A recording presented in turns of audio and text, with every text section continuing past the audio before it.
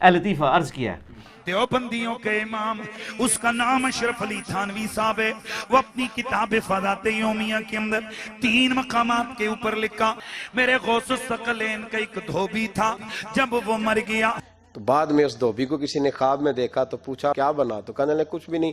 فرشتے نے آ کے پوچھا من ربو کا، رب کون ہے؟ تو میں نے کہا میں تو غوث پاک کا دھوبی ہوں. منکر نکیر آئے، انہوں نے آ کر سوال کیا مر ربو کا، کہنے لگا عبدالقادر جیلانی کا دھوبی ہوں. کہا ماں دینوں کا، تیرا دین کیا ہے؟ ارے کہا نا غوث پاک کا دھوبی ہو. پتہ نہیں آپ کو بھی اتنا ہی مزہ آ رہا ہے جتنا مجھے آ رہا ہے. پوچھا ماں کن کا تقول بھی اتحاد رجل، اونچی کہنے لگا اتنی پہچان بھی نہیں، گناہگار آدمی. حضور غوث پاک کے گھر سے کپڑے آتے تھے دھو دیتا تھا. حضور غوث پاک کا دھوبی ہوں، اتنی بات قبول ہو، بخش دو نہیں تو سزا دے دو. فرشتے حیران، یا اللہ کیسے بندے سے پالا پڑا، اونچی جو سوال کرتے گے جواب ایک ہی دیتا ہے کہ میں عبدالقادر جیلانی کا دھوبی ہوں. فرشتوں نے کہا مولا کس بندے کے پاس بھیج دیا؟ اب تک 2 ہی بندوں سے واسطہ پڑا، ایک وہابی اور ایک سنی. حضور غوث اعظم قبر میں آئے اور فرمانے لگے کیوں تنگ کرتے ہو میرے ماننے والے کو، اونچی کیوں تنگ کرتے ہو میرے، یہ کوئی لوارث ہے اس کو تنگ کر رہے ہو؟ فرماتے ہیں حضور غوث اعظم نے فرمایا مجھ سے پوچھو کیا پوچھنا ہے، مجھ سے پوچھو. فرشتے کہنے لگے ہم پوچھتے ہی نہیں، ہم پوچھتے ہی نہیں، عبدالقادر جانے اور خدا جانے. اور تانوں کھنگن نہیں دینا کسی نے. پتہ لگ جائے گا جو چمڑی لوے گی نا جڑے اس طرح دے بکواسات کرنے والے اور انہوں چھاپنے والے، تانوں کھنگن نہیں دینا کسی نے. جیسے ہی پوچھنا تھا وہ دھوبی جلال میں میں جب سے بول رہا ہوں مجھے نہیں معلوم، بس اتنا معلوم کہ غوث اعظم کا دھوبی ہوں، اتنا ہی معلوم کہ آگے کچھ نہیں معلوم، بس اب کچھ نہیں پوچھنا. یہ پاگل ہو گیا، باولا ہونے کی علامت ہے اس. چوتھا سوال ہے نہیں، ان لوگ پوچھتے نہیں، اس کا جلال دیکھ کے واپس چلے گئے نا. حکم ہوا، تھانوی صاحب لکھتے ہیں کہ حکم ہوا فرشتوں اسے جنت لے جاؤ اونچی کہ یہ میرے عبدالقادر جیلانی کا دھوبی ہے. پتہ نہیں آپ کو بھی اتنا ہی مزہ آ رہا ہے جتنا مجھے آ رہا ہے. رب کی بارگاہ سے حکم ہوا اے فرشتوں، وہ اگر ہمیں نہیں جانتا تو کیا ہوا، ہمارے محبوب غوث اعظم کو تو جانتا ہے. اس دھوبی کی بخشش ہو گئی، دھوبی کی بخشش ہو گئی. اونچی اس پر تھانوی صاحب لکھتے فرماتے کہ اس کی بخشش ہو گئی. اور کیوں ہوئی؟ کہتے ہیں کہ دھوبی کا بار بار یہ کہنا کہ غوث پاک کا دھوبی ہوں اس کی نسبت کے کبھی ہونے کی دلیل تھا. لیکن یہ مرنے کے بعد پتہ چلے گا، جو مولا علی علیہ السلام کا قول ہے کہ انسان سویا ہوا ہے جیسے ہی مرے گا تو جاگ اٹھے گا. اوہ یہ کیا ہوا؟ اونچی تو یہی کچھ ہی ہونا ہے. وہ اللہ دے بندو کسی وڈے تے وڈے امام نو بھی قبر کسی نے کھنگن نہیں دینا، ادھر تے حالت ہی کوئی نہیں ہونی. ٹھیک ہے کہ جائے گا کسی کی قبر میں پہنچ جائے گا، سب کچھ جھوٹ ہے. تو یہ ہوائیاں اڑ جائیں گی مرنے کے بعد، پتہ چل جائے گا کہ جناب یہ وہ کہتا نہیں، پتہ لگ جائے گا کہ آگے جا کے پتہ نہیں لگنا تو انہوں لگ پتہ جانا ہے. ٹھیک ہے، لیکن اس وقت ایک بندے کو مرنے کے بعد پتہ چلا کہ غلام احمد قادیانی دجال تھا، اب وہ کہ یا اللہ مجھے دنیا میں دوبارہ بھیج دے، میں دوبارہ اپنے آپ کی اصلاح کر لوں. نہیں، بخاری مسلم میں موجود ہے، میرا یوٹیوب پہ کلپ ہے، قبر میں 3 نہیں 4 سوال. بے شک. تو وہ سوالوں کے جواب آپ نے خود ہی دینے ہیں اپنی قبر میں. مر ربو کا، ماں دینوں کا، کوئی کسی کی طرف سے دے ہی نہیں سکتا. اس میں تو الفاظ ہے یا جواب دے گا یا نہیں دے گا. اگر بخاری مسلم میں کہیں ہے کہ کوئی اور آگے دے دے گا تو ہمیں دکھائیں کہ جی میں غوث پاک دا تو 20 ہاں. ایک وہ بھی سنے ہیں نا، فرشتے آئے تو انہوں نے پہلا سوال کیا مر ربو کا، تو انہوں نے کہا میں شیخ عبدالقادر جیلانی کا دھوبی ہوں. اور یہ واقعہ اشرف علی تھانوی نے بھی نقل کیا ہوا ہے، صرف بریلوی نہیں بیان کرتے. یہ پتہ نہیں کس نے کیمرہ بیچ میں فٹ کیا ہوا تھا. روایت کون کر رہا ہے؟ ماں دینوں کا دھوبی، کہتے ہیں جی 300 فرشتے پریشان، فرشتے نہیں کو پریشان ہونا ایک لائی ہے. بخاری مسلم میں الفاظ ہے جب تینوں سوالوں کے جواب نہیں ہوں گے نا تو فرشتے پوچھیں گے تو نے یہ سوالوں کے جواب کیوں نہیں ہے؟ وہ کہیں گے میں وہی کہتا تھا جو لوگ کہتے تھے. تو فرشتے کہیں گے تو نے خود علم حاصل کرنے کی ضرورت مطلب کیوں نہیں کوشش کی؟ پھر ایک گرز ماریں گے وہ زمین کے برابر ہو جائے گا.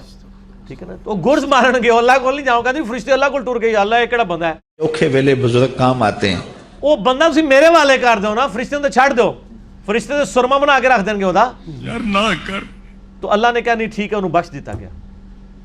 غوث پاک کا دھوبی کیا نبی علیہ السلام کا دھوبی بھی ہو وہ بھی اپنے مال کے مطابق اٹھایا جائے گا. بخاری مسلم میں الفاظ ہے مدعم نامی ایک غلام تھا نبی علیہ السلام کا، اونٹ کا کجاوا کستا تھا، آپ کو وضو کروایا کرتا تھا. غزوہ خیبر کے موقع پہ ایک نامعلوم تیر لگا، وہ شہید ہو گیا. صحابہ نے کہا بڑا خوش نصیب ہے، شہید ہوا ہے.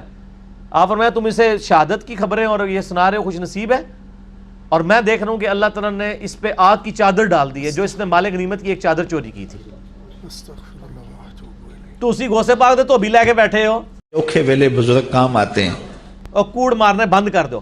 اور بخاری مسلم کے الفاظ ہیں، مشکات میں بھی مال غنیمت میں چوری کے بیان والے چیپٹر میں آپ کو حدیث مل جائے گی. صحابہ کہتے ہیں اگر کسی نے ایک رسی بھی اٹھائی تھی نا، وہ بھی اس نے بیت المال میں جمع کروا دی.